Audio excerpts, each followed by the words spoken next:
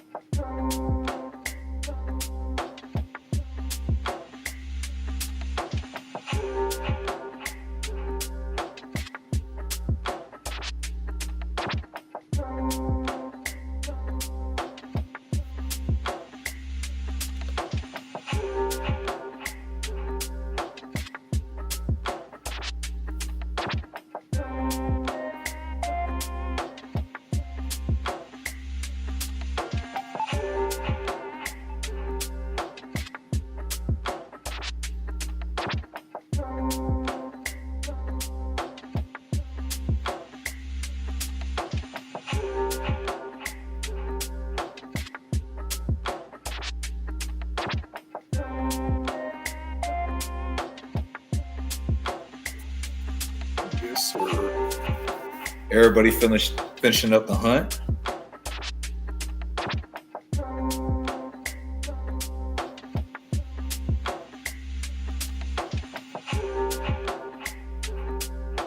Sir.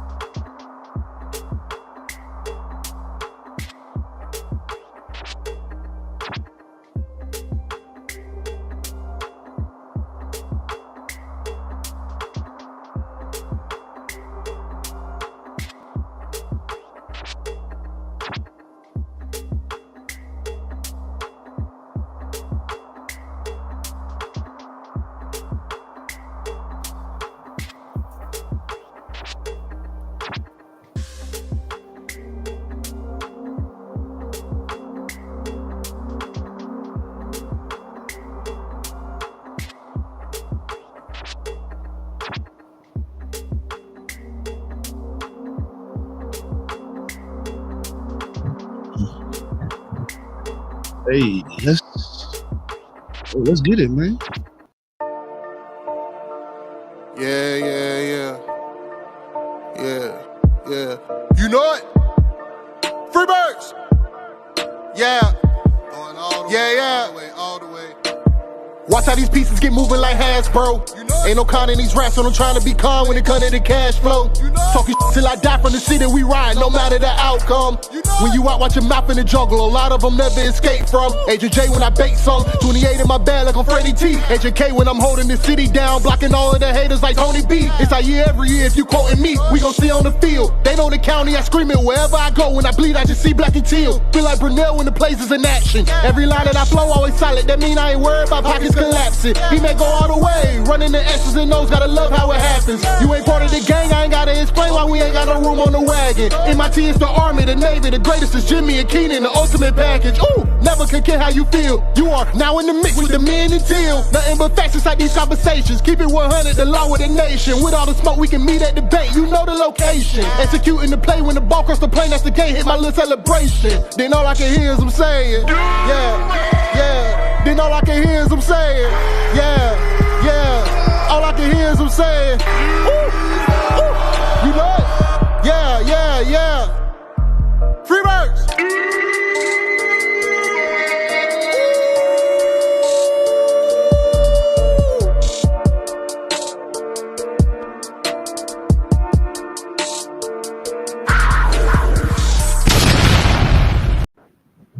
Welcome to the Men and Teal podcast. I am your host, Agent J, and as always, rocking with J to the I to the M-B-O. Oh, and you are now in the mix with the men and Teal.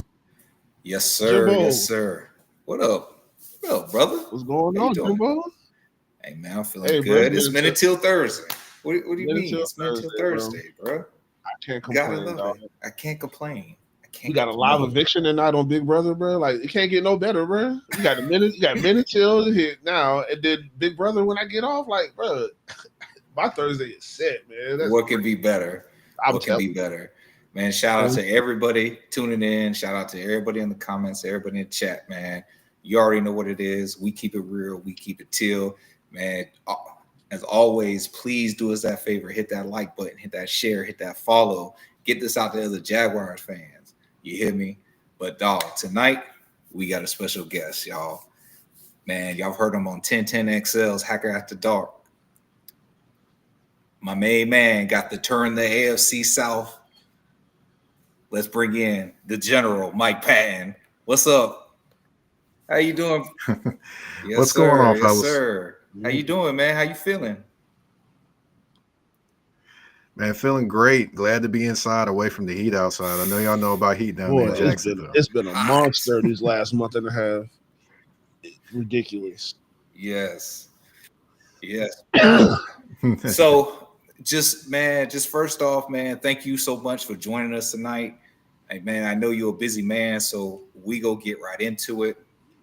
First of all, man, let the people know, how long have you been doing what you do, covering the air? Because you just don't cover one team, you cover the entirety of the AFC South, correct? Right, correct. Yeah. Let's see. I've been doing this for, I just passed the 4-year mark, about 345 episodes worth of touring the AFC South, whether it be talking about the Titans, Colts, Jaguars, or Texans. So it's been fun keeping up with the division, seeing the changes that have happened within the division. And, the funny thing is, just a little information about me. I never actually wanted to be a podcaster when I started podcasting. Okay. Never actually wanted to do it. So I had some friends convince me. They were like, hey, man, you need to do this. You need to do this. Because I strictly was a writer. I'd give you 2 articles a day, probably 5 days a week. Yeah, I used to do that. I was that guy. But someone convinced me, like, hey, you need to do a podcast. You got the voice for it. You got the radio voice, whatever. I was like, man, nah. Yeah, I said it, I don't know how many different times. And then, of course, pandemic hits, 2020 football season happens, and can't go anywhere. So I'm sitting here in the house, and I'm like, well, may as well try it. So I actually tried doing podcasting. It was with a website or a platform that's not even available anymore. And I used to do pregame stuff, like breaking down the Titans games versus who they were playing and the things they need to do to win, and then going back and reviewing what they didn't do to win and what they did do to win. So I started off that way. Then I got to the off season. I was like, okay, I can't just do Titan stuff the entire time. I don't see, and for those that don't know, I live in Nashville, by the way. So I see the Titans pretty much all the time. So basically I looked at it and I was like, okay, so I do see the Colts sometime, do see the Jaguars sometime. I definitely see, the Colts, Texans. I see all of them. When the Titans aren't playing, you see one of those teams. So I was like, okay, I don't see anybody covering the AFC South. So why don't I become the guy that's a spokesperson for the AFC South? So I just started doing that, and I've been doing that ever since, May 2021. That's dope. So, and to clarify, okay, so yes, he says he's from Nashville, and he does cover the Titans, right? he's got the most exposure to the Titans, but you, in fact, are not a Titans fan, correct? That's correct. I'm actually a 49ers fan. The Titans did not get here until 1999. Well, I would say this. The Titans didn't officially, where they became the Titans. That didn't happen until 1999. They were still here, Memphis and then Nashville, called the Oilers still at that point. But 1999 is when the team name, which the city voted on the name for the Titans, by the way. And that's how they became the Titans. That's it, bro. You can't bring up 99. When that stadium opened, and all you can't bring up 99 around here, bro. That's I know, crazy. Strike one. That is blasphemy. Yes, that was crazy. But I was just saying, man, that was my senior year of high school. Yeah. So 99, 2000, my senior year of high school, that was when they actually officially became the Titans. Was lit. Back that ass up came out. At that point, I'm a senior. I said back that ass up came out that year. I said, oh, y'all was lit. High school senior year, 99, 2000. Man. Man. Yeah. So we were so I was pretty much already, a 49ers fan for, but majority of my life at that point. So I was like, nah, I'm not leaving. I wish the home team well, but I'm not a Titans fan. I'm a 49ers fan. So for everybody in the chat, man, speaking of, hold on, shout out Devin. So what up, Teal fam? Go Jags. Better believe it. What up, Josh? Always good to see Josh. Yes, bro. We gonna get into that a little later tonight. But since you do have such close proximity, and it does come off, like we spoke, it does come off. I definitely thought you were a Titans fan. I'm like, man, this guy is pro Titan. It was actually Travis D. Holmes and Kyle Nash of the Duval Dive.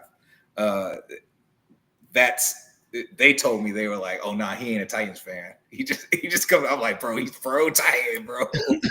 That dude is pro Titan. but look, man, since you have such close proximity to the Titans, maybe let's break down the Titans real quick. If you could say, because I know you're not a fan, but covering the team, like it's not ho hum, right? You love what you do. So is there anything that you see with the Titans season that you feel excited for? Well, you can't possibly not be excited about the number 1 overall draft pick, and that would be Cam Ward. I mean, I've met him actually one time. I met him. I was there at his press conference when he when Warren Moon was there. I was actually there at that press conference. Oh, okay. So it was great to actually meet him, shake his hand, hear him talk. I mean, he's a quiet, confident guy. Of course, quiet, confident, and talking to the media, not on the field. Of course, he's going to talk trash and things like that as well. But he's shown a lot of different things for Titans fans, whether it be, he's wolfing back and forth with Jeffrey Simmons and still getting the play call and still getting it out perfectly and throwing a dime down the field, or, throwing pass across the body, which I will say you probably don't want to practice those all the time. But, he definitely is giving a lot of Titans fans hope when it comes to a quarterback that has swagger, has skill, and he puts in the work. He shows up at 5:00 every day with the receivers, like, they basically going over tape and reviewing tape and basically getting ready for practice every single day. Like, coaches have to tell him go home. That's it. So for a lot of Titans fans, that is excitement in terms of Cam Ward and what they believe he can be with the work ethic and just the skills that he has. Okay. I can see that. So obviously, Titans training camp hasn't started yet, correct? Right. It starts the 23rd. 3 or 4 days ago. Okay, so yours actually starts on the 23rd. So the Jaguars rookies report on the 19th, and then our vets report on the 22nd, and then it's open to the public the 23rd and on. So do you go to the Titan training camp? I'm actually in process now, trying to figure out whether I'm in process of applying. Still waiting on my answer back. Now I would say last year I got to a few days, got to go out there, talk to the players, things like that, and then covered games as well. So I'm still waiting on that, but I should be able to get out there and cover some training camp days and preseason, and also during the regular season as well. So I'll definitely get to see these guys up close and in person. Okay, if you could say that, like, with you being there, is there anything that you're like, or anything or anyone that you hope will surprise you at the training camp? Like maybe like Restrepo, or because he was Cam Ward's receiver in college, right? Right.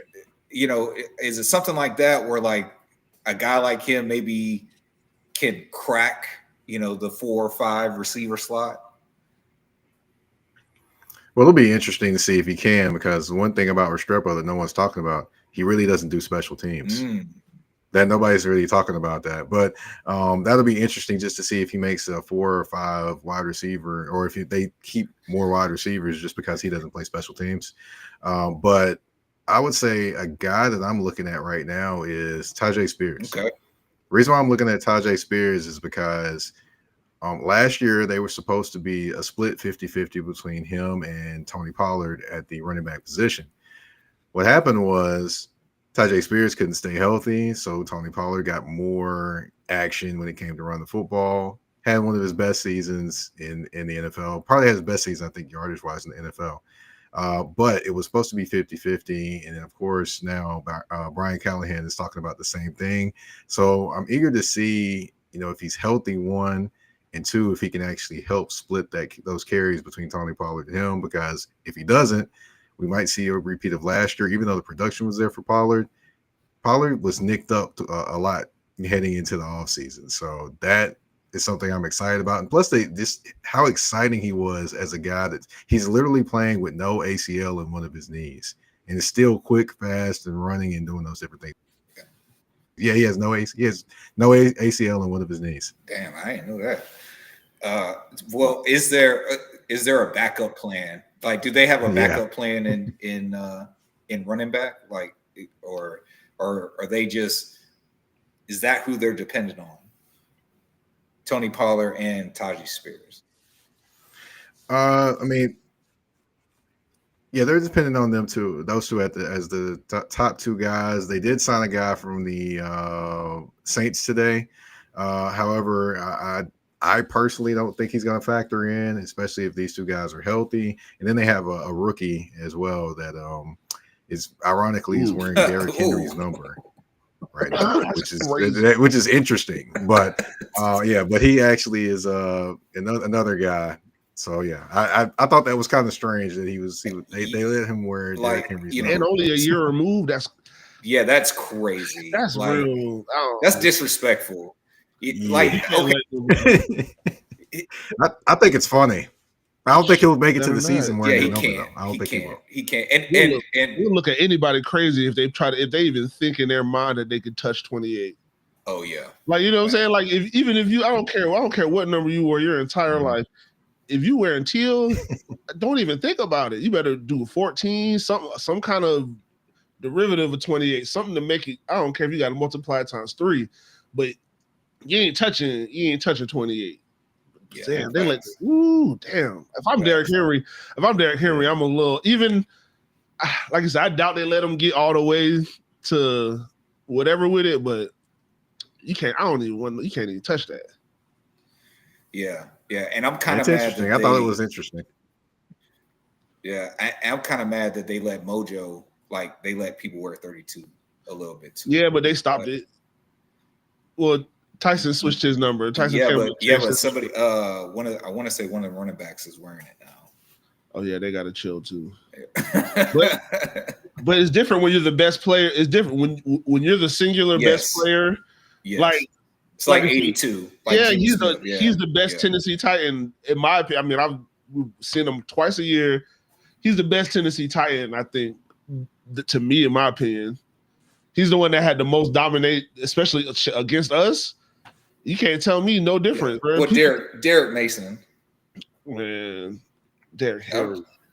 Yes, both Derricks, bro. Man, Derek Henry. Like, yes, everybody was good throughout the history. There was a lot of good, bro. I love Chris Johnson, bro. Chris Johnson used to be kind of mascaras. I'd be like, bro, Chris Johnson, what are you doing in mascaras?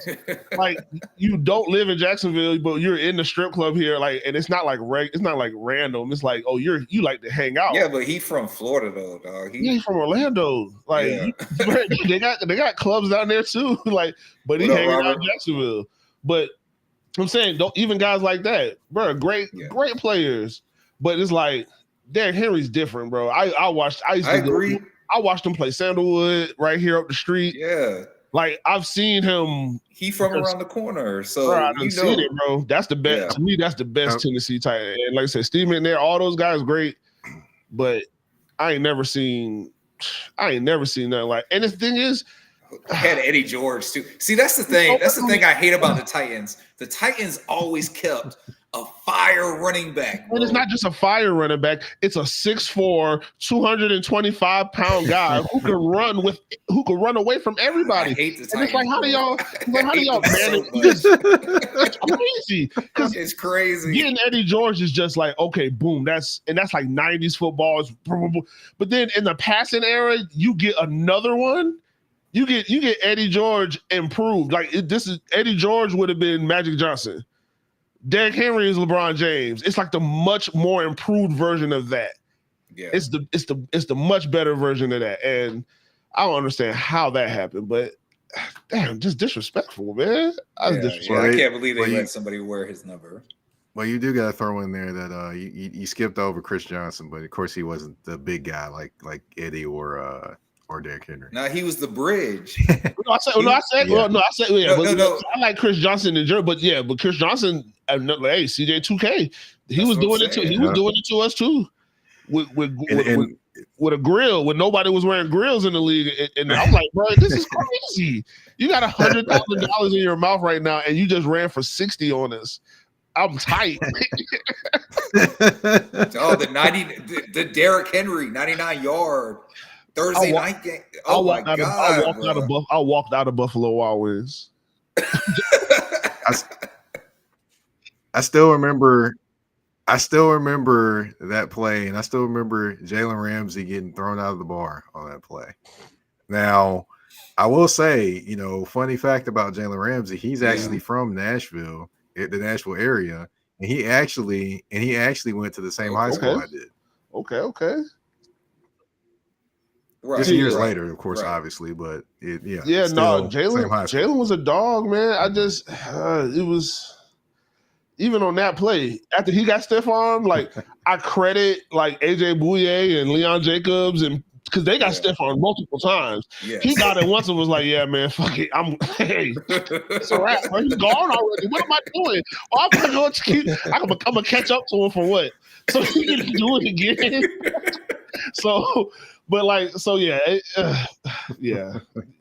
Terrorize us, man. So speaking of being terrorized, sorry, I got no. This is perfect. This is perfect because speaking of being and speaking of being terrorized, so is can you give us a reason why any team or a particular team in the AFC South, why they should be worried about Tennessee? Here's the thing about Tennessee. I'll make a compelling case for them. If you look at their defense, they actually gave up the second least yards in the NFL last year. So it wasn't like the defense was just god awful. It just was put in horrible positions because the quarterback was turning the ball over and giving, great field position for the opponent. Put mayonnaise in his coffee, dog. So, with that being said, I don't know if you heard the nickname I gave him, but it was this nickname just because it was, everyone was saying he was going to be the quarterback of the future here and things like that, or believing that.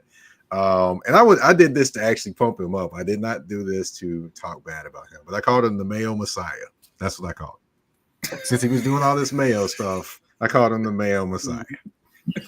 Clip. But yeah, ask Al Nash about it. I said it to him, just busted out laughing.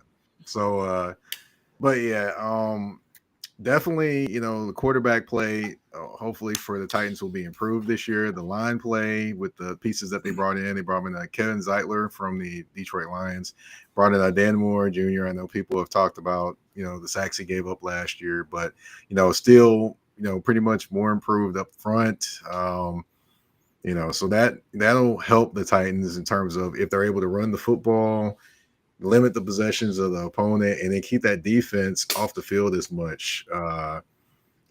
Basically just so they're fresher and put them in better position to win. So that's the thing I would say. If they're able to command things in the trenches this year, not turn the ball over and put the defense in bad position, then yeah, they could actually scare some teams, especially the way they were able to run the football despite not having a very good offensive line. And then also you do have a better wide receiver core than last year. I will say, Lockett is 32 years old, and I know his best days are past him. But you do have a couple young guys that are pretty interesting. And Alec Aomanor, which, I'll bring up the number 296, which that's the number of yards that Alec Aomanor had against Travis Hunter when he was playing against him at Stanford. So he's definitely familiar with Travis Hunter. And then also you've got Chimere DK, that is from Florida, who is a talented guy too. So, there's a lot of different things that are there for the Titans. Yeah. A lot of different things for the Titans that they have to do well in order to win, which is, of course, limit the turnovers, the penalties, protect the football. Any team, anything any old team has to do to win a game. They just have to do it better than last year, which they have the pieces to potentially do it better than last year. Okay. All right. Hey, man, if y'all are just joining us, we are rocking with the general Mike Patton of Turn the AFC South. And, he's kind of breaking down the Tennessee Titans for us right now. So we can kind of know the enemy a little bit better. So I asked you why. So I asked you why the AFC South should be worried about you.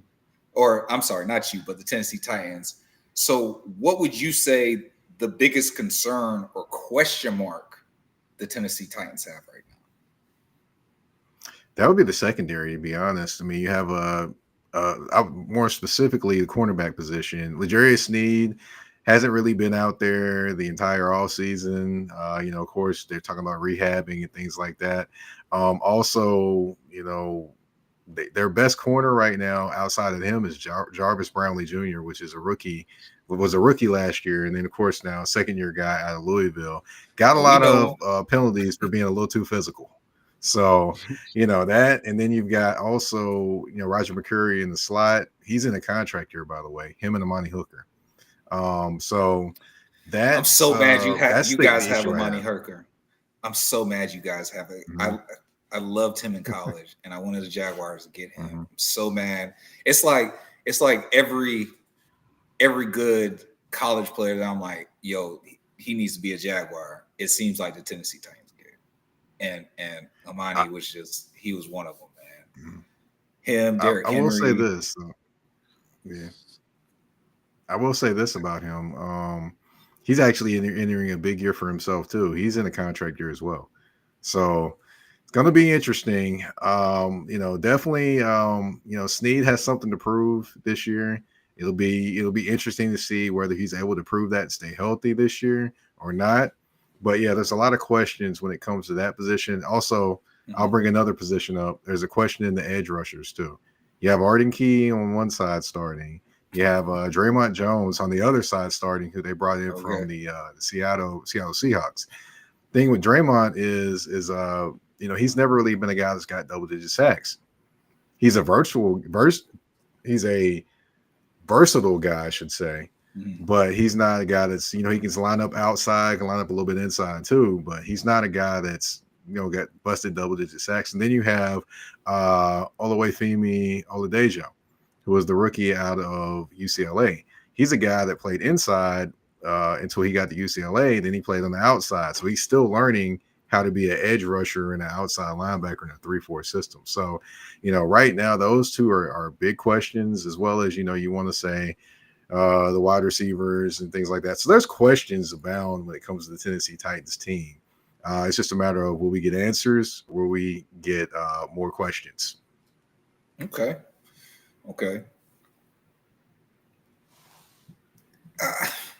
So do you, because, you said it earlier, and I think we all know this, Tennessee Titans had a bad line. So do you think, so one of the conversations that Jay and I have had on the show is, how like effortless Cam Ward throws the football, right? But we also noted that he played behind one of the best offensive lines in college football. But the problem is they didn't really play any defense either. Not taking away that his offensive line was one of the best offensive lines in college football, but they didn't play against any like real top end defenses. So Cal, I think Cal was like but then they started off great, and then he tortured them in the second half. But tortured them in the fourth quarter. Yeah, but both teams gave up 40-something points. It's not. It wasn't good football. So defense was not playing well. So I guess my question to you is do you think he can really stand tall behind that offensive line? Now, and listen, even though your line was super bad, Will Levis was just your quarterback play in general was even. I'm sorry, I keep saying yours. The Tennessee Titans quarterback play in general was worse, right? So assuming that Cam Ward at least elevates the quarterback position, is the offensive line better enough, in your opinion, that he's going to be able to kind of play at the level that he did in college, or at least close to it? Because obviously it's two different games in the NFL. That's asking a lot to me. For him to play at that same level, as a rookie in the league. But, of course, we saw C.J. Stroud do it. So, that it's possible. But to me, I think, Jaden Daniels as well. And he didn't have necessarily the greatest line either when it comes to, the Commanders. But, I think he can play at at a good level. I'm just kind of questionable to say whether he's going to play at some level, the level he played at Miami, because in Miami, he was doing some unearthly things throwing the football to me. It just, I don't see him doing all those things immediately. Maybe he continues to grow into that player, but the biggest thing for him, and they want him to do, is protect the football, make the plays when they're there to be made, get them into the correct play call. That's the biggest thing I think the Titans are worried about him doing at all, not necessarily being a superstar quarterback as soon as he comes in. Okay. So let me ask you this. Is there a team in the AFC South that you're just either you're not confident that the Titans are going to be able to stack up against, or that you just think this doesn't even have to particularly pertain to the Titans themselves, but a team that just maybe the entirety of the AFC South should be worried about? I'll say this. I mean, you're always going to worry about Houston because, Houston's defense, they've got a great pass rush. They do have the best cornerback in the AFC South. They also... I don't think he's that good, bro. I know he's good, but I don't think he's great. Good. He's really good. Great. He's great. Trust me, I've studied him. He's great. He just gets BS interceptions off of Trevor. I think that's what pisses me off. I think that's what pisses me off. Is that I will tell you this: the things I've studied about him is his intelligence, his intelligence when he plays football, intelligence when he's on the field, and his footwork. Those are the two things that he will get you with every time. Because the thing is, you try to throw different combinations at him, he already knows what's coming before you even think about doing it. So that's the biggest thing about a talented cornerback. Your footwork is always going to be something they look at, but your mind is something they don't ever see that always can kill you. And I've seen him do tremendous things, just like you said, footwork. I've seen him break on routes, do all these things. Mm-hmm. But when he intercepts, when Trevor throws an interception to him, it don't be that. Like that's the thing. I see every Trevor interception. Mm-hmm. It don't be that. Trevor will throw some bad passes and he can get got. I mean, especially in the offense that we were running, it was the same offense for 3 years, and nothing changed in it. It's the only thing that changed is we took out all the explosive plays. So it's like, hey, like this was definitely Trevor. And guess who made that interception? This is Guess who made that interception? Yes. Yeah. That red line is what he wasn't supposed to do. That's the no-no. That's the no-no line. And it's just like there's no reason to throw it there. He was standing there. You threw it right to him. Right I'm to like, him. But that's one of like 4. Because he has 3 on Trevor. He has 3 on Trevor. Oh my God! I think one of them he truly earned it. But the other one, I think the receiver fell down. I mean, you do what you're supposed to do. That's what you're supposed to do. No, the other one was when they like grabbed Evan Ingram. Yeah. So they like tackled Evan Ingram before the ball even got there. Yeah, they didn't. And as he's going to the ground, they didn't call the PI, and Stingley gets. And I want to say it was a pick 6. Probably because or maybe he got tackled at like the 6-yard line or something like that, but they scored and like that put him back in the game. So bro. Yeah, I don't like Derek Stingley. I mean, I do I respect him as a football player. Like I hope the Texans don't have the money and we still got money. Yeah. Like that's the time. Like make him the highest pay. I don't care. I hope the Texans start running out of money. I know they got to pay the quarterback. Like, they just paid him. They just paid him. Yeah, the only people they have to pay now is Will Anderson and CJ Stroud. That's the new next thing. In 2 years, if they're not winning in 2 years, he's going to be out of there. We'll still have some money. We'll still have Travis under a rookie deal. I will say this. He's nice. He's really good. I will say this. He was my number 1 player in the division this year when I did my top 10. He was. Yeah, and I can't. You can't. I don't even think that's arguable. Like I think that's kind of cemented. Like, it makes it fun, man. I was following it, and like we actually got into a kind. So for everybody, there are Jaguars on this list, and he had BTJ at number 5, I believe, and number 5 or 4, I can't remember. I think it's number 5 because I was like, I can't think of 4 more players that were better than him. But then that started a conversation, and I was like, okay, well, Derek Stingley obviously has to be up there. Jonathan Taylor, because that's Jonathan Taylor was number 2, right? Right. And then you had Nico. Nico was Collins. 3. Nico was 3, and then you had your guy, your other guy on defense.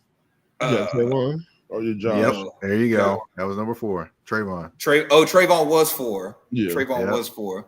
Yeah, I think for Jags on the list, Foye. I think Foye was number 10. Yep. On the list. Foye was number 10. Foye was number 10. BTJ was number 5, and Trayvon was 4. So I will say this though. I got some glowing things to say about the Jaguars. You know, I definitely do. You know, we gonna get there, but you know, I got some glowing things to say about. So, but I just want to be clear on the last question. So, are you saying that the Texans are the team to worry about, or were you about to say everybody thinks? Okay, all right. So please continue. I was going there, and basically the Texans will be a team that everybody's going to look out and watch for. You know, talented defense. They got CJ Stroud, they got Nico Collins, they got Jaden Higgins, who's a rookie wide receiver to watch. But to me, a team that if they reach their full potential with the talent that they have, could they make a run at this division? Yes, that would be the Jacksonville Jaguars. If they ever reach the potential, the thing that also has got to be here is Trevor has to protect the football.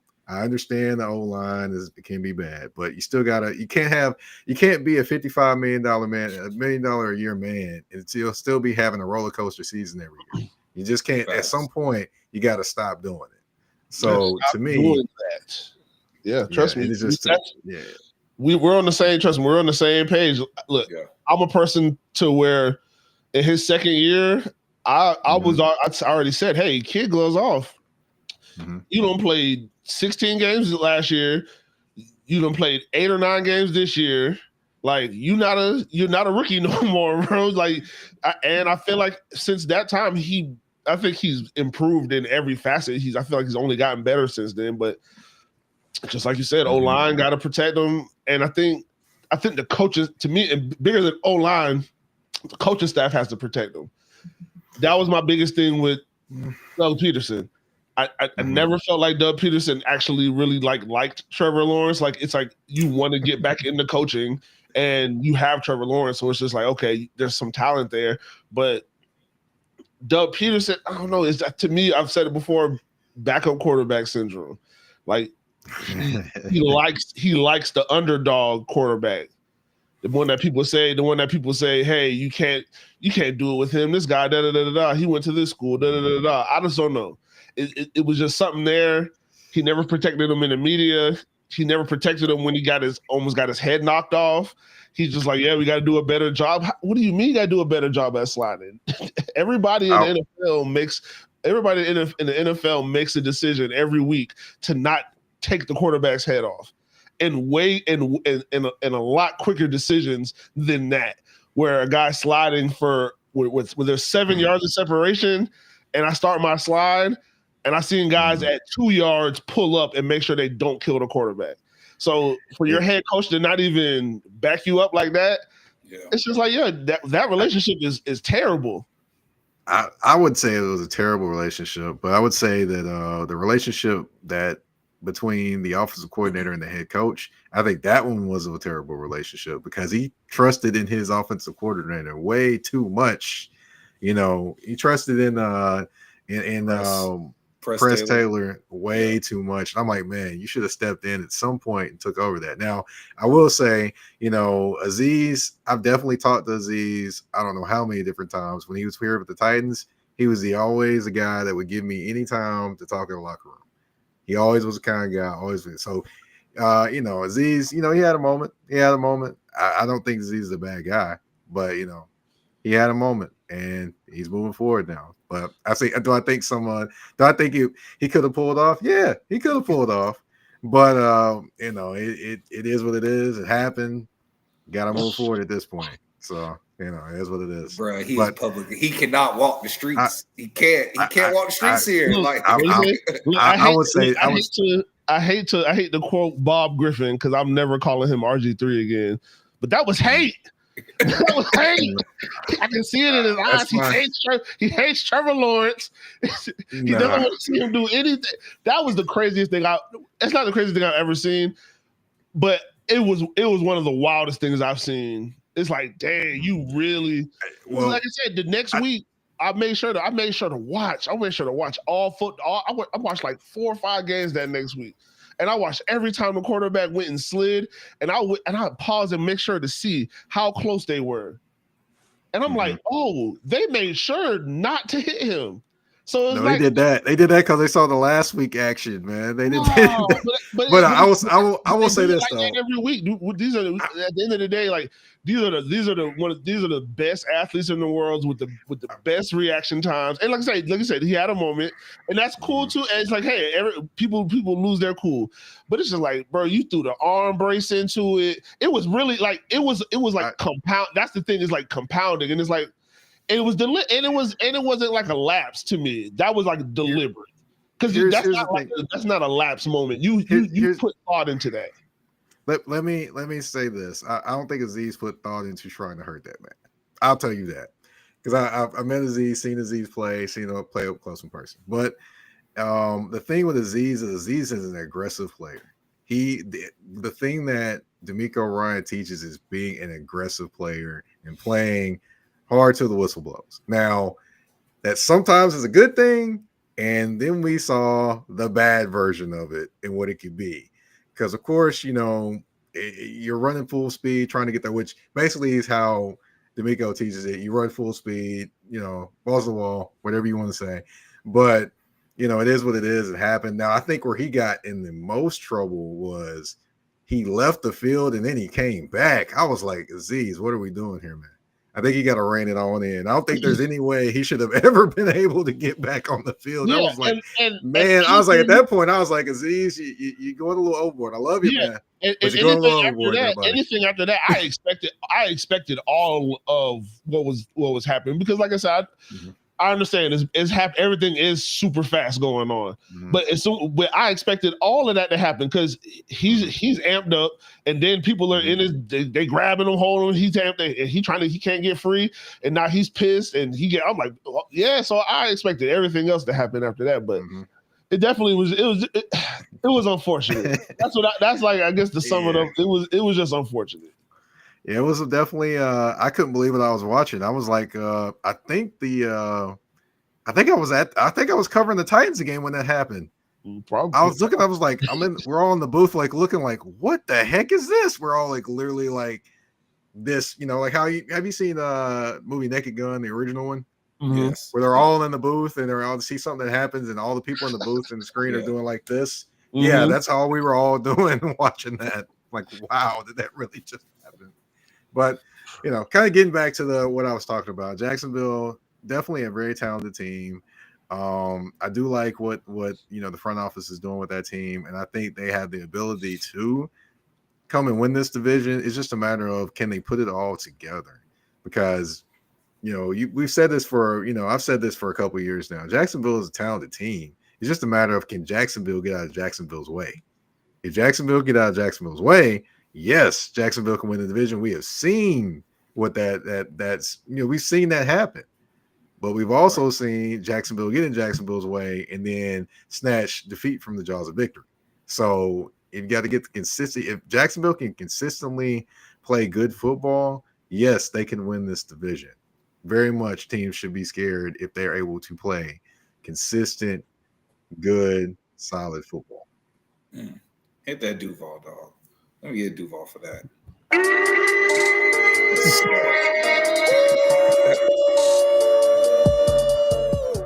Yes, sir. Yes, sir.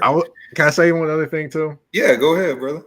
I can't believe in the Colts right now because I don't know what's going on at quarterback. I like everything else going on with them. I don't like that Juju Brents can't stay healthy, but talented. They're talented except for at the position they need it the most. And then I have questions about their O-line.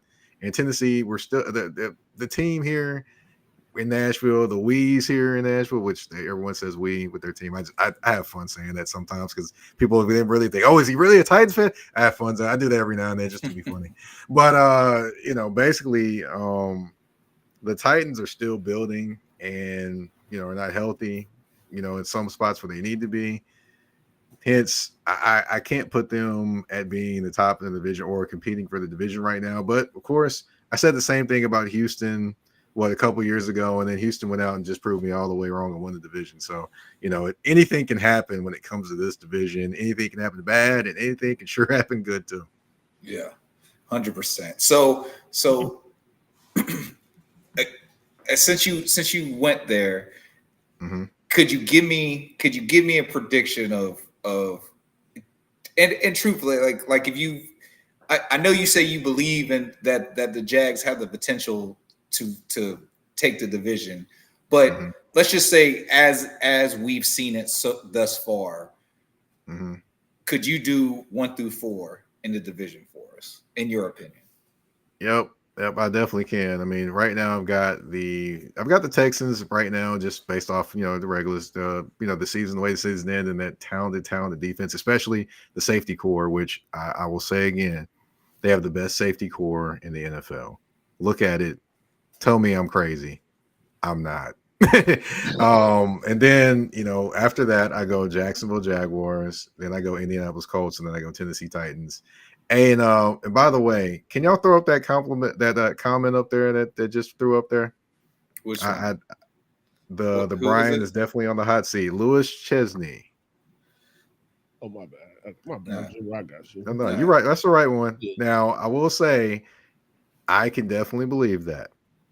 Here's why I can believe that. Because last year, Rand Carthon hired Brian Callahan.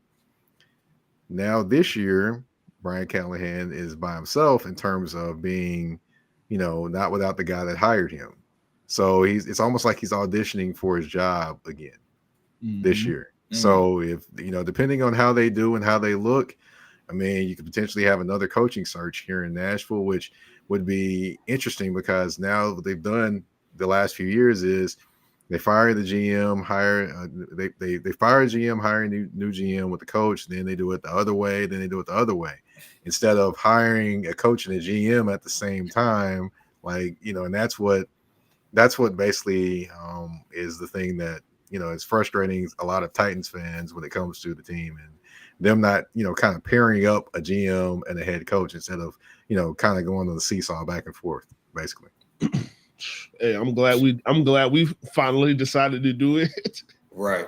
Because it was just leftovers after leftovers, and then somebody else leftovers. I tried to tell people Trent Baalke is not your answer.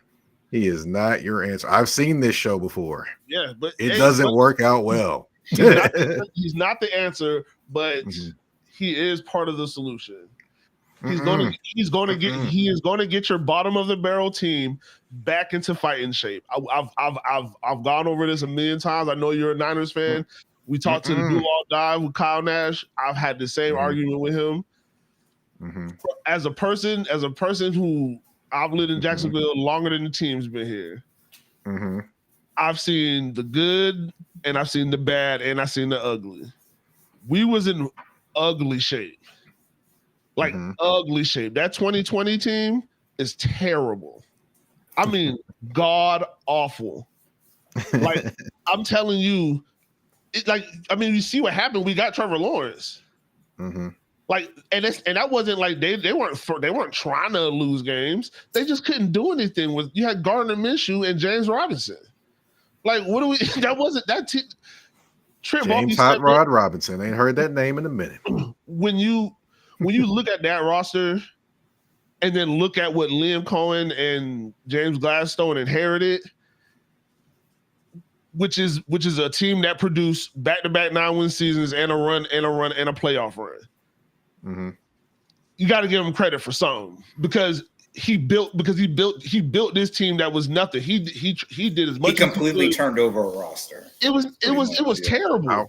There was so much incompetence that somebody that people say that is bad at their job turned that team into what, like I said, the same team that you said has all the things. We've added some new things with the new regime, but we ain't really add like a whole bunch. I mean, we got Travis Hunter, but we didn't add a whole bunch. It's most of the same guys rolling out there, and that's his team that he built that is going to run out there. And like I said, if this team has success, I mean, he did it for the Niners. Y'all, you can't tell me that team. He built that team up for y'all. Y'all went on Super Bowl runs while he was there. I'm gonna answer that one in a second, but go ahead. But I'm saying, but did he? I feel like y'all went to a Super Bowl while he was there, and y'all went to a Super Bowl after almost immediately after he left. No, it's his I will team. tell you why, but go ahead. No, I'm done. That was my argument for Trent Baalke, is that I think as much flack that he gets, I think he does. I think he does a really good job with some team development. Like I said, he's not perfect. I don't think he did anything like knock out of the park. But like I said, from a Jaguars perspective, way more than a Niners perspective, because y'all, like I said, everybody there hates him, and I understand. Yes. Everybody, there's nobody like they don't want to hear any good things about him, and I feel you, but definitely for a Jaguar standpoint, it was some bullshit watching them damn games, man. I'm gonna tell you why Baalke. No, I'm gonna tell you why. Because you remember watching The Simpsons and you see that commercial where not commercial, but the little gif where the guy's walking in, hangs his hat up, walks back in the circle, picks his hat up and walks back out. That's Trent Baalke as a general manager. He's going to build your team up Then he's also going to build the team down. So that's exactly how it was. Because I mean, this is the same guy that got rid of, basically ran Jim Harbaugh out of there to give you Jim Tomasula and Chip Kelly. This is also the same guy that took a talented roster and he let it go to waste. And then that's when John Lynch, that's when Kyle Shanahan, because they didn't start winning till year 4 with Kyle Shanahan and John Lynch. And that's because they turned over the roster so much with those two. They had to get rid of some of the guys that your boy brought in that weren't it. So as much as he gonna turn that roster over, he gonna turn it back down too. Because I'm telling you, if you would have stayed there one more year, y'all would have been upset. Didn't Alden Smith didn't he draft Alden Smith? Oh, he drafted Alden Smith. He definitely did. He ignored like all the character things. It was like, we got to do oh yeah, no, he definitely did. That he see the red flags. It's the same thing we did with Justin Blackman. We ignored all the red flags. We just like, do you see what he does out there? The league did. Man, so go ahead. I'm sorry. No, just because I'm sorry. I appreciate you. I appreciate you hanging out with us. You know what I'm saying? I know we said we were going to keep it in a time limit. But that's no problem. I got time. Okay. All right. So let me ask you this real quick. Vegas has the Titans at over under 5.5. Mm-hmm. What do you think? I could see them at 7, anywhere between 7 and 8 wins. I could see them potentially there. It just depends on how quickly things come together and gel with that O-line. Definitely depends on the cornerback play. I think their safety play is going to be good. I'm not worried about that. Inside linebacker play, I would look for a guy like a James Williams to win that job next to the guy they got from Denver in free agency. And somebody has to step up in the pass rush. If somebody doesn't step up in the pass rush, it's going to be a long year for the Titans defense in terms of getting pressure on the quarterback. Now, I know Arden Key has his moments, but to me, I love Arden Key. And Arden Key's always a great interview. He's always a great person to talk to. But to me, he's a rotational piece and not an actual starter in the NFL. That's just me. But, it just depends on a few things to break one way or the other. But, yeah, I could see them either being, around 7 to 8 wins, perhaps. Okay. And lastly, division record. Mm-hmm. Like, what do you think their record against the division is going to be? Oh, okay. I think they'll probably split with the Colts. I think the Jaguars, that could go either one way or the other. It could be 0-2 or 1-1. And with Houston, that could be it's interesting. I could see them breaking even or either being like one game below 500 when it comes to the division games. I could see that happening. Okay. All right, man. Well, bro, we appreciate you. Let me ask you, do you got anything you want to plug? Is there anything you need to let the people know about before you get up out of here, brother? Well, I got about 3 podcasts now, so just let it rip, bro. Let it rip. But I do have one of my other podcasts. Now, I will say this: I am more of a football guy. I do talk HBCU sports now. I have one called Let's Talk HBCUs, which we recently talked about the new head coach hire or the potential hire at Tennessee State University, which is former Duke guard Nolan Smith.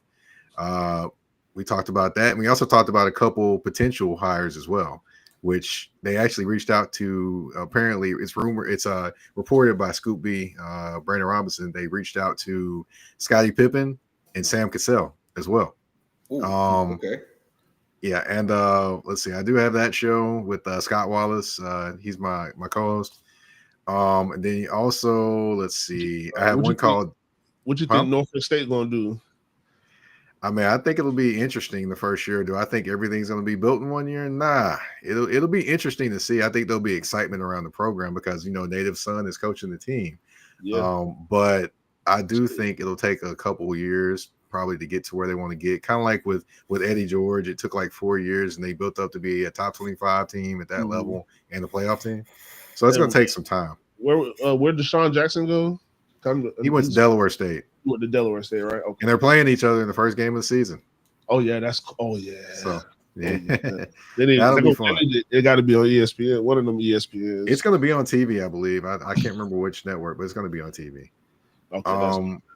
I also do. I also do a podcast called This Woman Works, which I like to recognize Black women and bring them on and have them tell their stories of how they've basically went from one place to the other in their careers and what their aspects they're doing. So I have that show too. We got about 50 episodes of that one. That's all I'm talking about. And then that'll be back next week. So, and then of course, touring the AFC South, just did the 345th episode, talked about the top 10 with Jeremy Fowler, what players I did like, and thought should have been in different places and all that different thing, as well as talked about Teddy Bridgewater and his suspension. I talked about that too.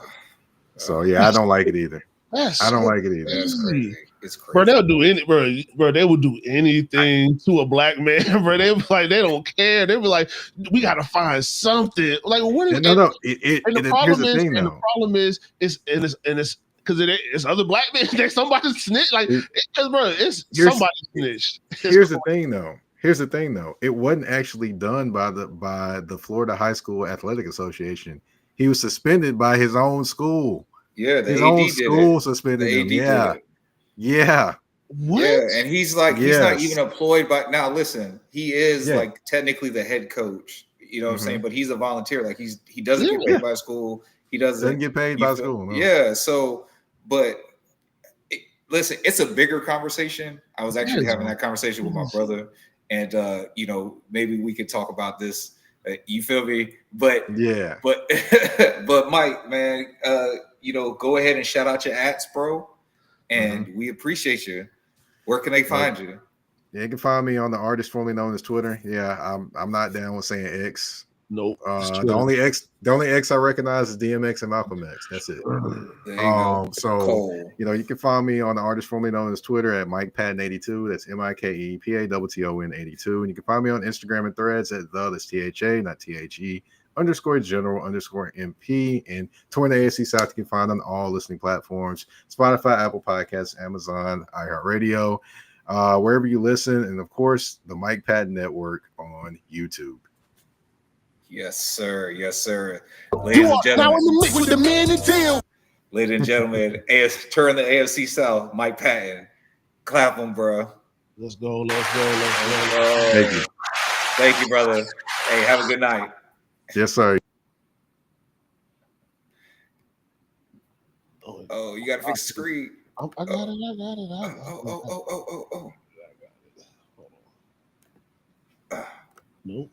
Nope, that ain't it. It's this one. There we go. Yeah. Yeah, man. Another round of applause for Mike, man. Yes, bro. The General Mike Patton came through, hung out with us, man. And that actually went over. So that was cool. That was cool that he hung out like that. Really appreciate it. With great questions, Jimbo. Appreciate that, dog. I work hard on this. Yes, sir. I work hard on this. But you know who they say doesn't work hard? Man, I feel you. I feel what you're saying. But I definitely want to pause that because we are late and behind. We have no idea. Oh, we are. The hunt. So we haven't seen it. Shout out people in the chat. Lewis, you said you unsubscribed, bro. Where you came from? Yeah, because I was out of the last chat last week. Yeah. Talking crazy in the chat, bro. Crazy. Company and stuff. Sometimes, I let stuff slide, but you talking crazy, man. Big Marcus, fellas. Yes, sir. Yes, sir. Man, E in the building. Saying Jags gonna be the division leader. Yeah, bro. Better believe it. Got Robert in the building. It's working.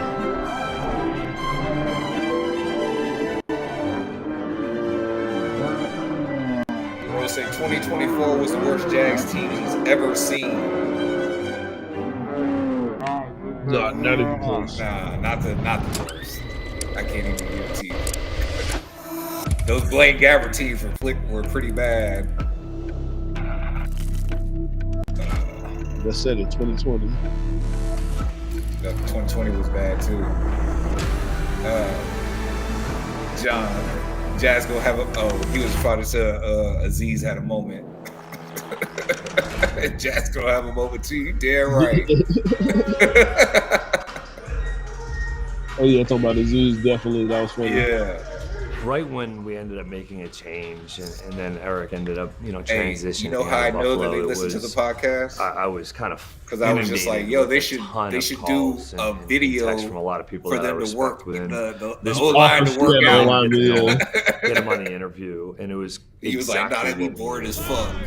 So they're like, "Okay, now we're going to show everybody working out." You look at his track record. I told you, dog, that type of shit gets people hyped. It gets the people going.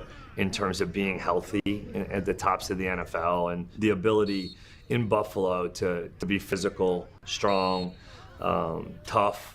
The toughness was the aspect that I really wanted to provide to the players, and we felt it pretty immediately. 2 great days. Let's come in tomorrow. Stack third, finish this week. He's very calm demeanor, man, but he's very intense with the workouts. Fiery guy, locked in, and it's just a guy you'd like to go to work with. I'm a big fan. The strength coach there has to be a bit of get on you a little bit, and then also a little bit of buddy and being able to carry on a conversation with him. Honestly, I wouldn't even say Ciano's like intense. I just think his body presence, his body language, I think that's where his intensity comes from. We hit the ground running. I remember when we first came. She took a job started with OTA. We kind of had, I wouldn't call it a conditioning test. Let's say conditioning evaluation. That kind of set the tone for us. I've seen all different types of strength coaches, but I knew, like, after that first day, I knew what it was with him. Especially off of what happened the year prior. We need a little change, a little switch up. I think everybody's receptive to it, but we were ready to work. When we look as a defense, man, we compete at everything that we do. And he kind of allows us to embrace that role and embrace that energy. And kind of bulldog. To allow us to, man, this is what we do.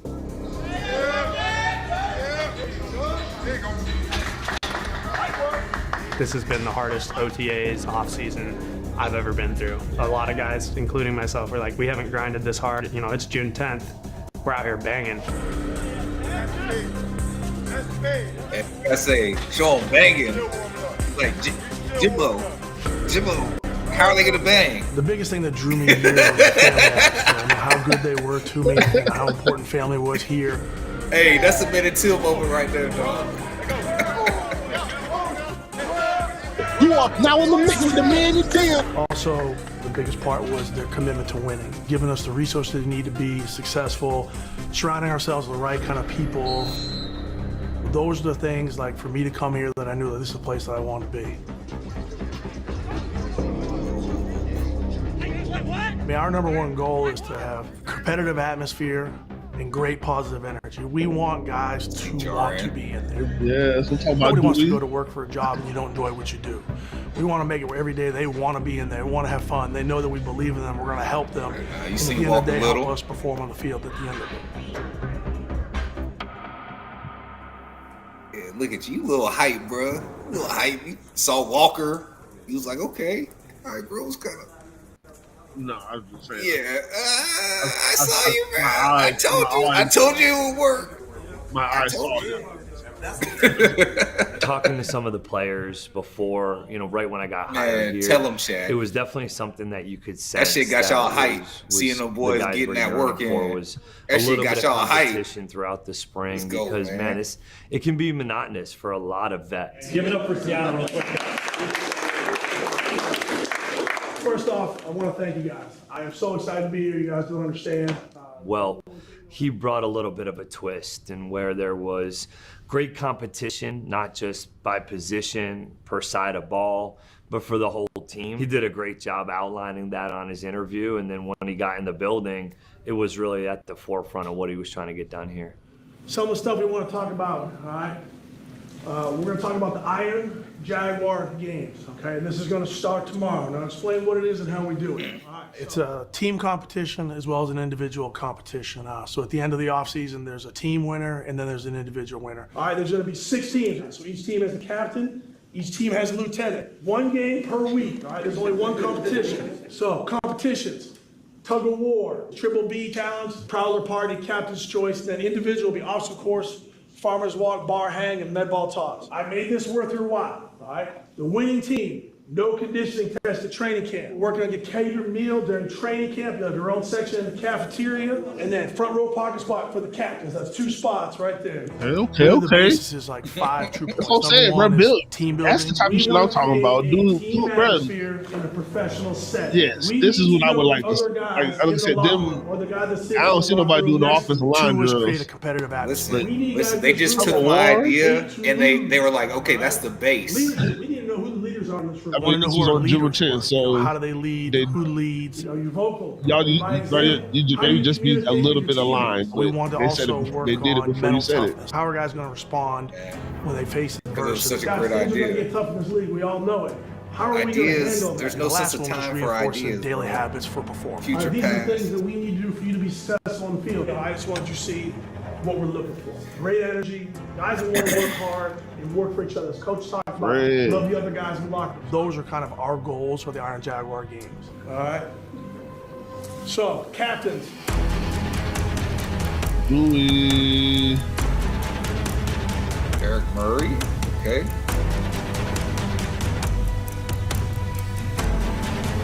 Logan. Jordan Lewis. Jordan. I think it's Jordan. Really? Yeah. Darnell. What? Johnny Blunt. Savage. Okoye. Uba. Doba. Yeah. Eric Armstead. Fred Johnson. Yeah, that's the biggest. Yeah. Captain Lieutenant there. But no, it's got to be Trayvon and Josh, right? Trayvon. Josh and Patrick McCarry. So Josh and Patrick McCarry and what was the one right before? Oh, no, this is April 9th. This is for the draft. Eric Armstead. Yeah. Eric Armstead team and captains. Josh about years of experience in the league. We had a lot of free agent guys come in this year that didn't know anybody in the locker room as well. I don't know. They ain't picked nobody yet. A guy who was been to a guy that was new, I can't so he had some I don't know familiarity who the actual teams are. It's not just the teams of 2. No, I'm just saying that. But out of the captains, the captains and the lieutenants. Can't make no pick there. Yeah, bro, I'm making it right now. It's one of those teams that's going to win this. You already know how that's going to go. You guys are on the clock. I'm not about to pick because it's that. I don't. Why would I just pick off of the captain and the lieutenant? We would like Trayvon Walker. Damn, Trayvon went first pick. Damn, dude, we got Trayvon. Number 1 pick again. Number 1 pick again. Let's go, Trayvon. I don't know. If me or him were on the same team, then, it would be unfair. But obviously, you want to win, but also want to make it real competitive. And so, if I would have had the number 1 pick, I don't think I would have picked him, just because I wanted to go against him. Hey, dude, what y'all trying to do for that number 1 pick y'all had? Look at 2 people. Yeah, I knew you Cap. I think so. I think that's what it was. So we'll give y'all 2 people. First guy picked in everything he's probably ever done. So that's where we took him. All right, Savage, join him up. You kind of gotta be a little flexible as far as guys. You can't just, like, for me, naturally I want to pick all my DBs. I'm gonna take Titus.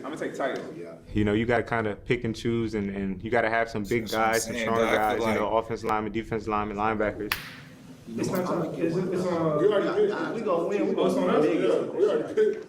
So my goal was to get Ross in 4. I feel like Ross would have been a steal as a 4th-round pick. So we'll take Ross. That's a good pick. He got picked up in 3, which I think maybe is a long shot for a long snapper. I picked up Ross early in my draft because I just felt like he was like that Swiss Army knife. Yeah, he's a long snapper, but he still had the background in linebacker. He's competitive. You know, he wants to be great. He's still young. You know, bad decision on my part to not get Ross at 3 there. I had an opportunity. We figured we'd get him in 4. Josh got him in 3, and it paid off for him. That's a great pick. Great pick. That's a great pick. It's real competitive in that room, especially those guys that have been here and really knew those guys. Let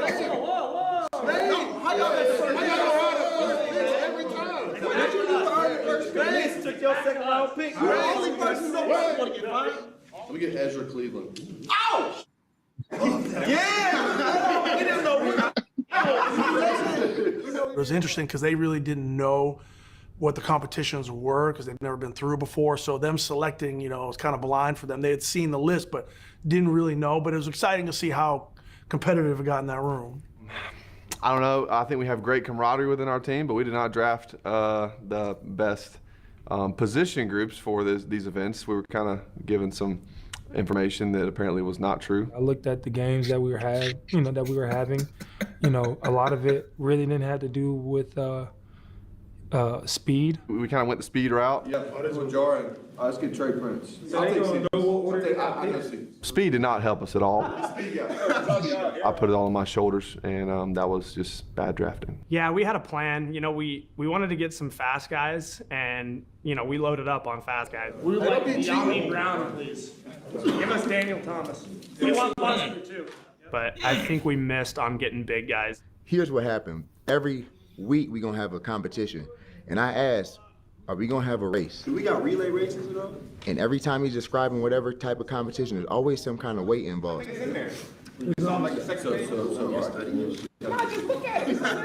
I know you got to get linemen move the weight the fastest. Bigger people move the weight the fastest. If we have some skills, I'll get some skills just in case. But I was thinking about guys who come in with the, I say, heart over everything. Like, you can't measure our heart. First pick, I picked my boy D. Lloyd. Went with Chad right after. Got the whole linebacker rule. Fuck it. Yeah, I got sons of Great pick. That's an absolute. Then I started leaning into my other co-captain, Chulo. He's like, yo, we need some offensive linemen. We'll go cold. People, every time I pick somebody, people were laughing at me. That's all I remember. But I was like, I like him because, you know, the measurables are what they are, but I say he got room to improve, and I know he's going to work to improve every day.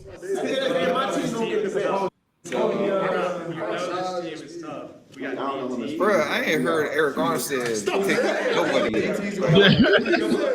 Where's that team at? Yeah, it was cool, man. I mean, it's really hard to simulate real competition out on the grass during this off season. You know, you don't want any of that kind of true competition out on the grass. Then we're trying to compete in everything we do, but there's rules, right? And so to be able to do that, whether it's in the indoor, in the weight room, and see the guys, you know, excited about doing it. They were all in on it. In a phase that you can't really simulate out on the grass, we were able to almost steal a little bit of competition throughout these Jag games. You are now in the mix with the man and Teal.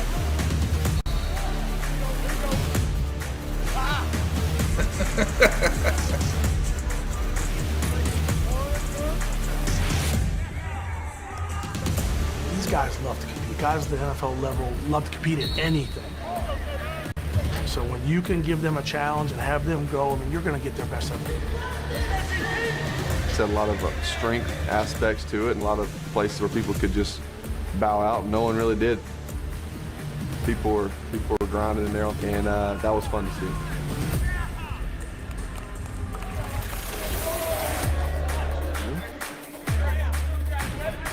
You get in these settings where you're doing things that aren't football. Logan and them you still see how athletic these guys are, how competitive they are. Sticking with Josh's group, bro. That makes you just want to go even harder. Josh, well, I don't know who Eric Armstead got now, so I'm just sticking with Josh. I was watching other guys. I didn't go till I was like the third or fourth guy up, and a lot of guys were holding their breath and losing their grip really fast.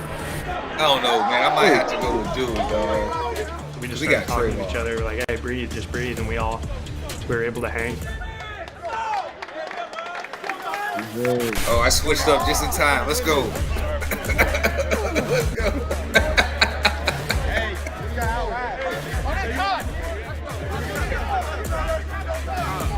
I'm grinding for the team.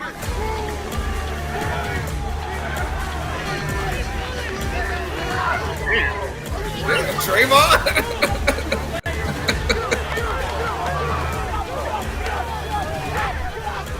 Put my best 6 out there. We dominated tug of war. I just give it to Big Nate. We put it in the front. So that initial pull, like nobody had an initial pull on it. Oh damn! What's the take on that? That was fun. I didn't even touch the rope. I didn't touch the rope. You had to touch I didn't touch it. Not one rope. We won that. Yeah, they got baseline up front. Yeah. This shit. Baseline. Let's go.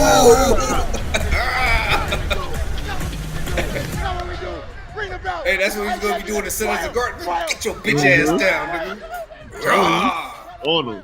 So Foye's not participating.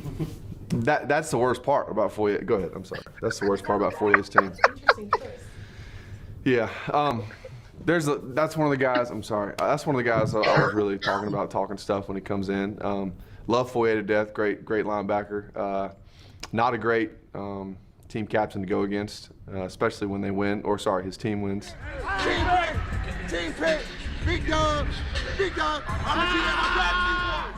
He carries the belt around pretty high. Kind of non-humbly tell you that his team is winning. So that's a tough one. Foye was trying to be the strategist and stuff. You know, he's a young guy. That's why we needed you, bro. Foye's he's a strategist. He's a field general. Remember, we got to get all the way through the line. This team going a lot of fighting. But we got more fighting us. We got more fighting us. All the way through. I want them on their ass. It's not about me, it's about the team, right? So I felt like people had better opportunities. I picked a great team. I took it seriously because everybody hated when I won it. Like they booed me so hard, and I felt like that was a personal attack, which I'm used to. Like it's funny though. Everybody, I'm really like everybody. Josh, you gonna start it off? Trayvon jumped on. There was a lot of trash talk going on. You got Fred. Fred, he loud voice. You can hear him you probably hear him right now. You step outside. Josh, always talking. It's probably Tank or Josh Allen. Was it me? No, I was going in it as like, telling everybody good luck, man. Are you cheating? Man, it's like having fun and competing. Fuck this. Oh, that's crazy.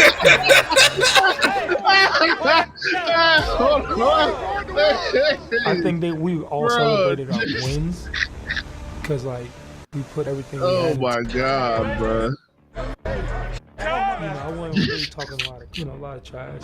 That boy's crazy. I think that we all celebrated our wins because, like, we put everything we had into winning.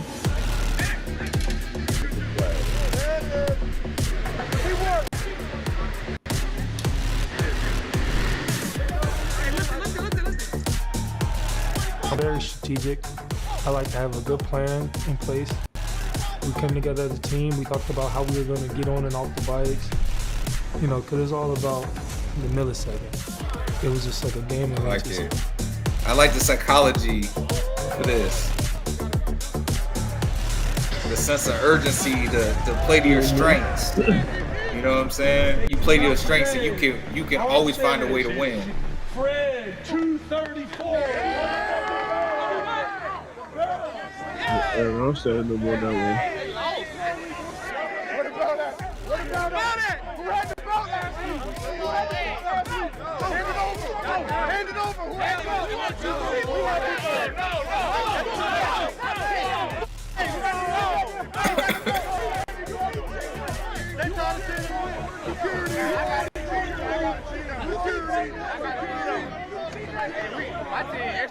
Hey, you real?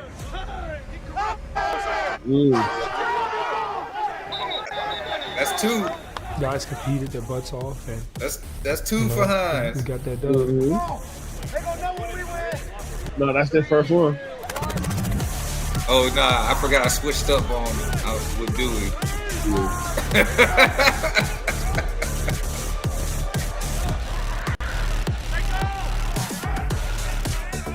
Strategy for that one, really, you just had to be clean on the transition. pass-offs as far as, you got one guy pushing it down, you got one guy pushing it back. And when we get back, we had to take plates off, and you got to be clean with that because it's all about efficiency.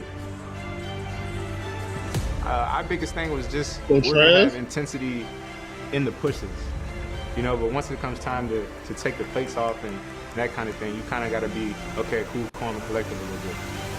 We got after it on that one a little bit. I don't even think it was close.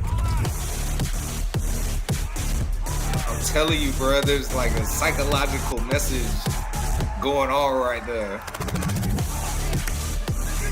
Oh, yeah, that's why they're doing it. Yes, dog. I love it, bro. I love it.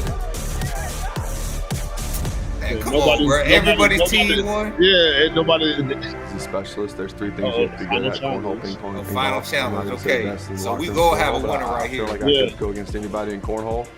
Logan, punter. It brings out a different side of your competitive nature. Yeah. It's like do or die. You don't get any redos.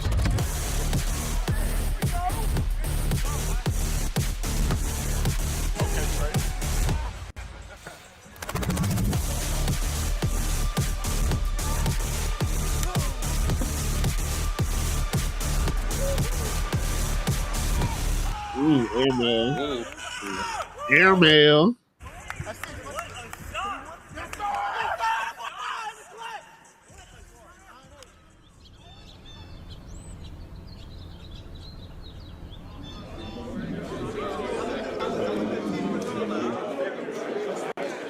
So first thing, as a strength and conditioning and performance staff, we really want to thank you guys for all your hard work and effort during this time period. I can't tell you how much we appreciate the way you guys have bought in and the way you've worked. I mean, it means a lot to us. I appreciate the staff too for all the work they put in. Final team Jaguars winners. This team won 4 overall competitions: plate carry, tug of war, Met Ball Olympics, cornhole. Finished second, Triple B Blast, Parlor Party. Finished third, also of course, absolute domination. Foyer and Chuma. All right, so deep dive.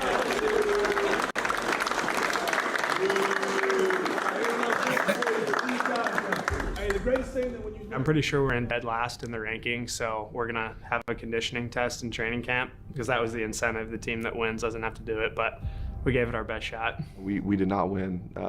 So, I was pretty beat up. Didn't really sleep much last night. Melatonin helped me out a little bit. So, yeah, very competitive, and I'm getting kind of fired up talking about it right now. We won that. It was great. I want to win everything. Yeah, they didn't show every competition. At the end of the day, we won because we improved. I liked my numbers, how I lifted throughout the offseason, where I started from and where I'm feeling like I'm at now. I think that's the real win. Understanding, knowing your teammates, knowing whatever the playbook and stuff, that's really the real win of it. You just learn a lot, about yourself, about other individuals, about how to communicate effectively, how to communicate better. I think it's just a total growth experience for everybody, honestly. I think there is ways to force culture, and I've seen it, whether it's high school, college, or NFL, and it is there'll be a kind of a corny sense of this is our culture, and I think that what we're doing here, from the top all the way to the bottom, they're kind of letting it happen organically. I don't think now in the midst of the man you see defined in past times, and now it's like we work and we grind and we get big and we get strong and we get fast.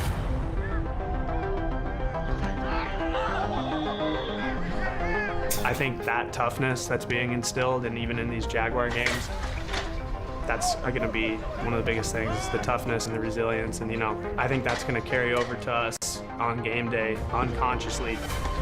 On the field, one-on-ones, the intent is to win. We about to go to war with these guys, with them, to see if we really battle tested. I think training camp is going to be a good one. I think it's going to be a super high stake, competitive, every single day competition. We've got to come back in the best shape of our lives. If we want to change the outcome of how we perform on Sundays, that's the goal. And we owe it to each other. Every player, everybody in this thing together owes it to each other to come back and not. Give me hype, coach. We got to come back in the best shape so that when we get going, we hit the ground running and we don't go back to square one. Finish strong next week. Hey, Jags on 3. 1, 2, 3. Jags.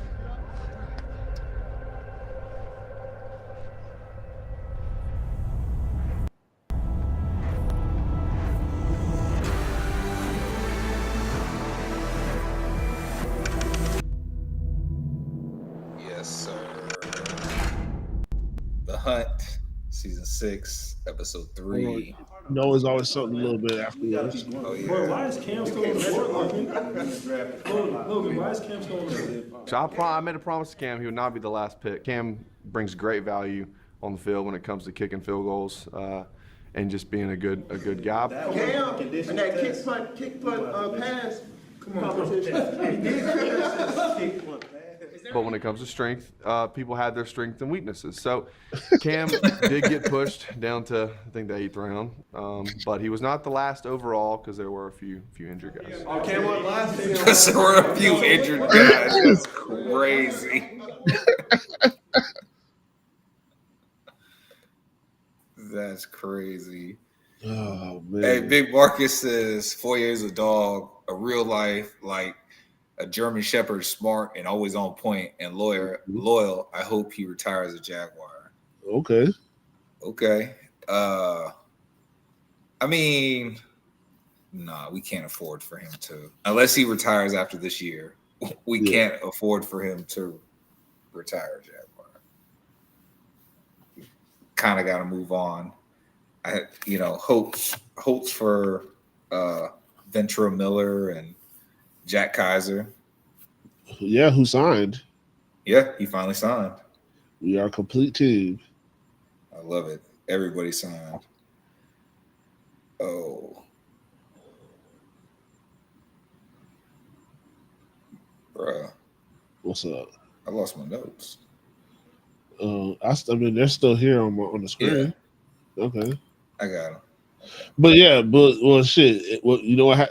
Did you study? You lost your notes, but how can you study if you lose your notes? That's what I'm saying, bro. I lost my notes. That's what Trevor. That's what Trevor does. He be losing his notes. He don't have a planner. Man, that's so crazy. How many hours do you think is on his iPad watch, bro? Man, more than Kyler Murray. Definitely. Oh, found it.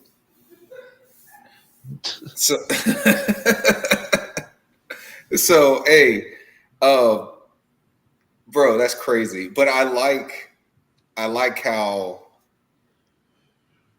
heavy-handed the Jaguars are being. By it's like, okay, as soon as this rumor comes out, social media team drops a video saying, oh, who's the most film junkie in the room? Oh, it's QB1.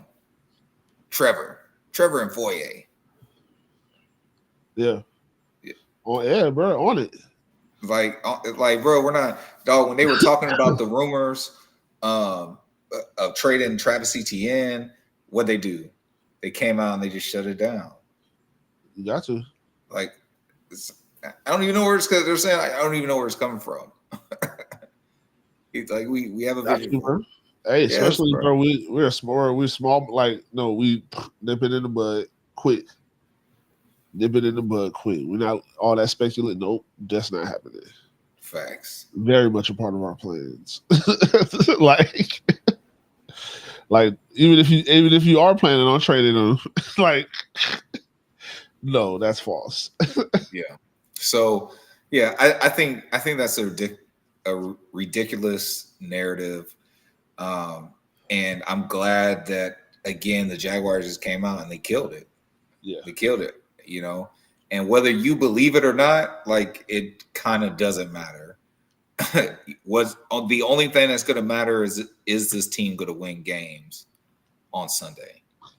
Oh yeah, definitely. That's the only thing that's going to matter. Like, Trevor, so let's just say this. Trevor could maybe not study anything. Does it matter if we win? Exactly. I mean, or Trevor studies everything, but does it matter if we lose? Yeah.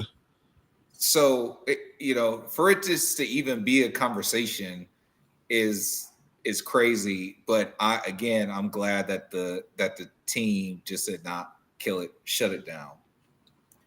But then to take it a step further, I know you saw Trevor on Part of My Take.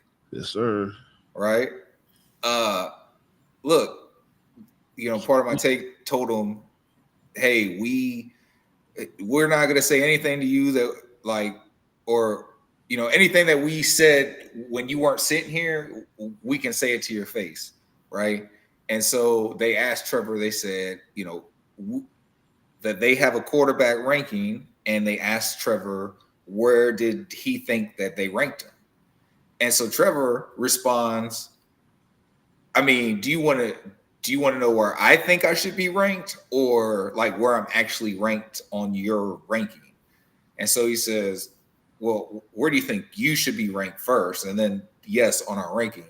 And Trevor says, I mean, I'm a top 10 quarterback. Straight like that. He said, man, I'm a top 10 quarterback. But he says, I was injured last year. I only played, I think he said 8 games. He said, so I don't know, 15. He said, no, we had you at 14. But 14 makes, you know, those are our top end quarterbacks. And so then they go on and they talk about Trevor being in his what, bro? Yeah, in his prime. In his prime, bro. And Trevor said that now is the time to win. You know, I'm in year 5. You know, you said it earlier. He basically alluded to like, all right, the not just the kid gloves, the gloves period are off. Yeah, bare fists. Yeah, bare knuckle boxing. It's time. It's time to put up or shut up. I think we always have this conversation where we say, you know, it's okay to be critical of Trevor, right? But where people get stuff messed up is when they consider the hater talk against Trevor as being a criticism.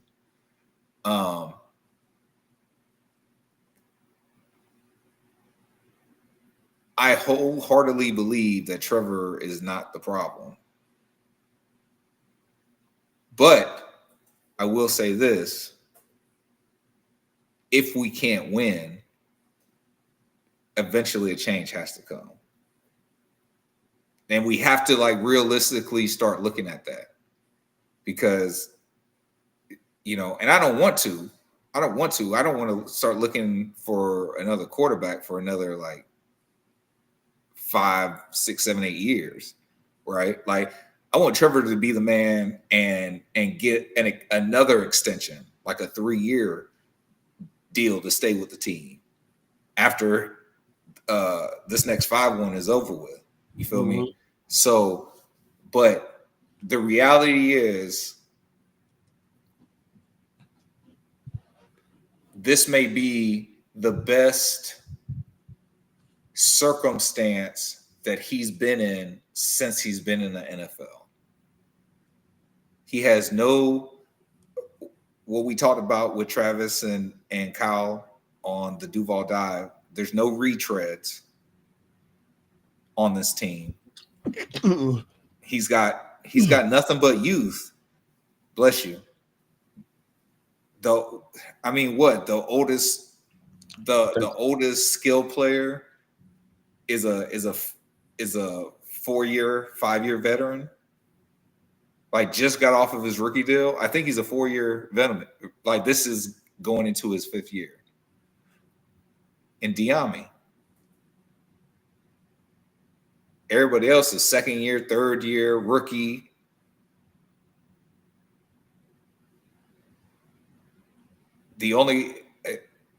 Travis is going into his 5th year. Mm-hmm. But you can almost say it's his 4th because he didn't even play his rookie season.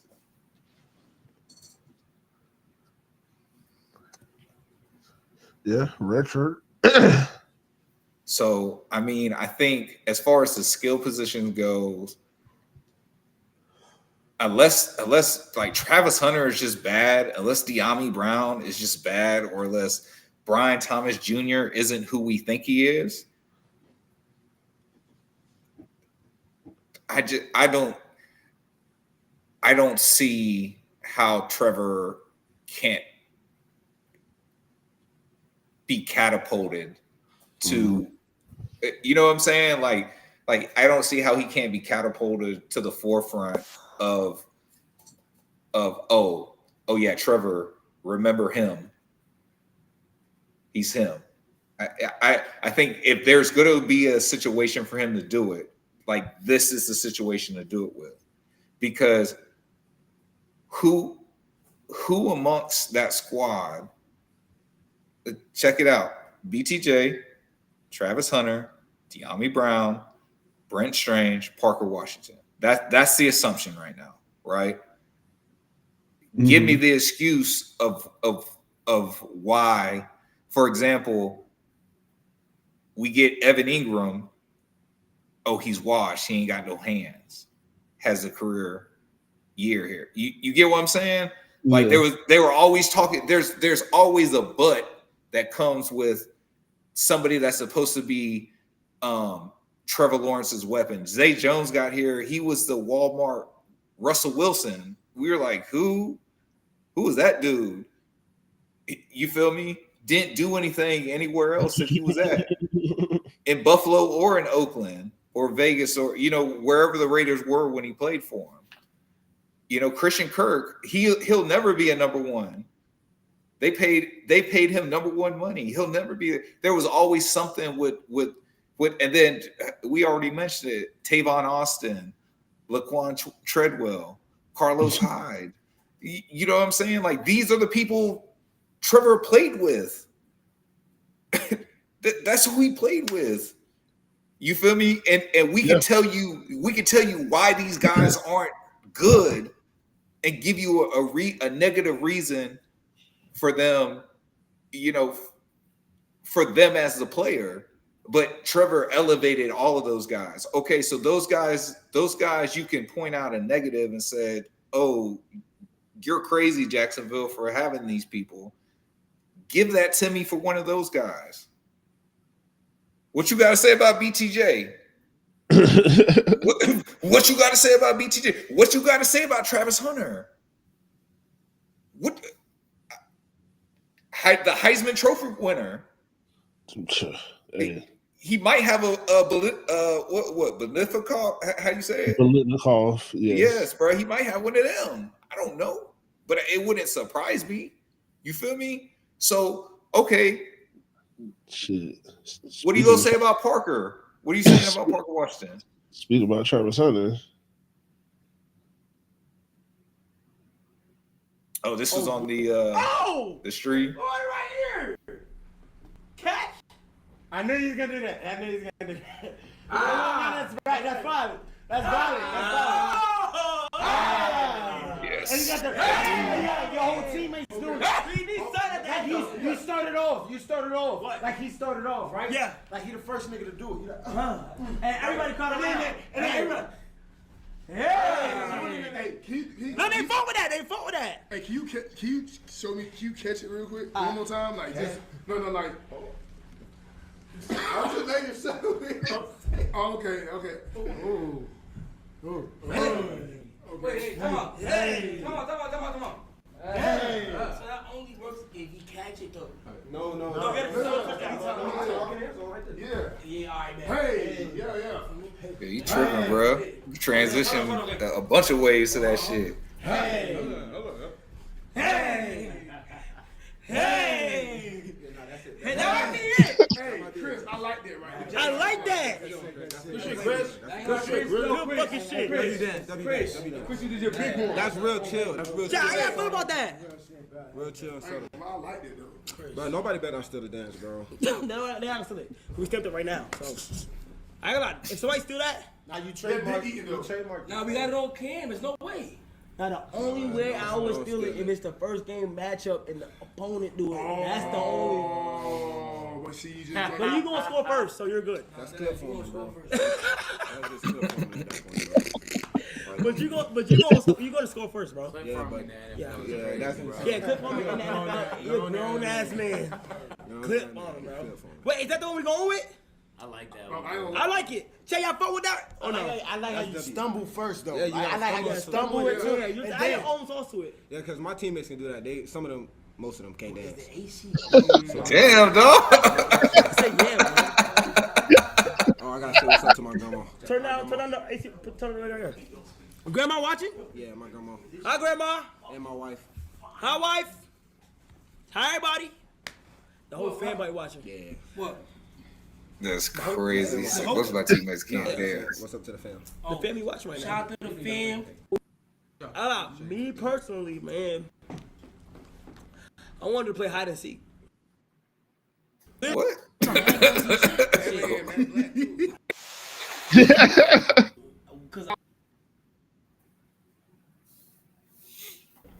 You ain't just got the clip. I thought it was gonna be on there, but fuck it. It's all right. You could have just pulled the clip, man.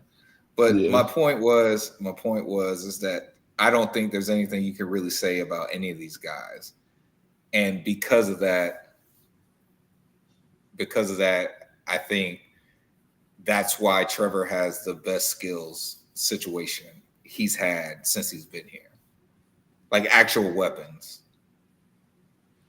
And look, I mean, he elevated people. He took people that other people, that talking heads and other teams said that they were washed or they couldn't do anything or they wouldn't do anything. And Trevor gave them all career years. Yeah. Like that. So if he can do that for them, just think about what he can do with this youth movement that they have. Hey, man. I got faith in Trevor. So, are you going to be able to pull that?